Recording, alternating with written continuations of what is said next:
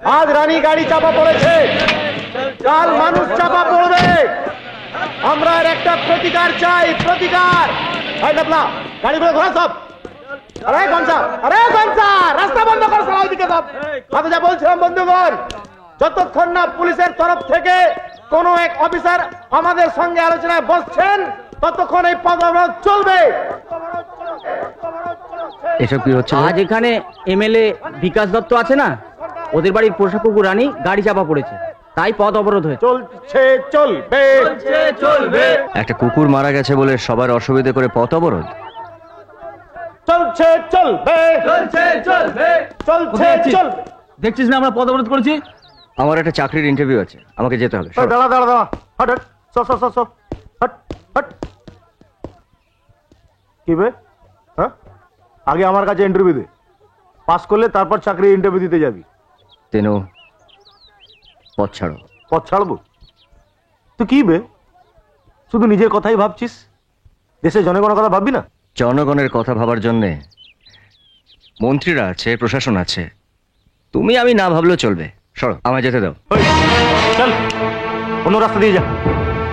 আজ যদি আমি ইন্টারভিউ দিতে না পারি, কি করবি বে? হ্যাঁ, কি করবি? হ্যাঁ, কাল এখানে আবার পথ অবরোধ হবে। অবরোধ হবে?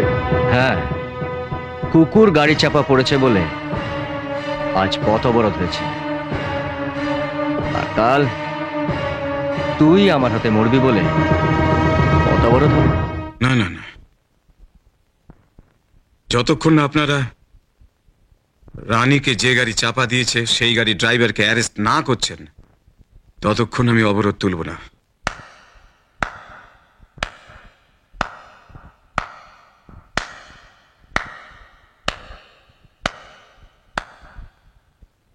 কে তুমি? আমার নাম রানা মিত্র, আপনার এলাকায় নতুন এসেছি। একজন এমএলএ হিসেবে আপনার দেশ সেবার ধরন দেখে আমার সত্যি খুব ভালো লাগলো, তাই হাততালি দিয়ে আপনাকে আমি অভিনন্দন জানাতে এসেছি। কি ব্যাপার, তুমি এ বাড়িতে ঢুকলে কি করে? আপনি যেরকম জনগণকে ধাপ্পা দিয়ে নেতা হয়েছেন, আমিও সেরকম আপনার দরবানকে ধাপ্পা দিয়ে বাড়িতে ঢুকে পড়েছি। কি চাই তোমার? আপনার সহযোগিতা। আপনার তো তিনটে গাড়ি, যে কোনো একটা ড্রাইভারকে বলুন যে দয়া করে আমাকে একটু স্প্ল্যানেড অব্দি পৌঁছে দিতে। কি আজে বাজে কথা বলছো তুমি? আমার গাড়ি তোমাকে দিতে যাবো কেন? তোমাকে পৌঁছে বা দেবে কেন? এই চিঠিটা পড়ে দেখুন, তাহলে বুঝতে পারবেন যে আমি গাড়িটা কেন চাইছি। নিন। এমপ্লয়মেন্ট এক্সচেঞ্জের চিঠি? হ্যাঁ,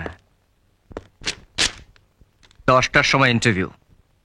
আপনার কুত্তা রানী গাড়ি চাপা পড়েছে বলে আপনার শোকে পথ অবরোধ করেছে। আমি তো মেন রাস্তা অব্দি পৌঁছাতেই পারলাম না। সাহস দেখুন ছেলেটা, আমার বাড়িতে ঢুকে আমার সামনে দাঁড়িয়ে আমার ক্যাডারদের বলছে।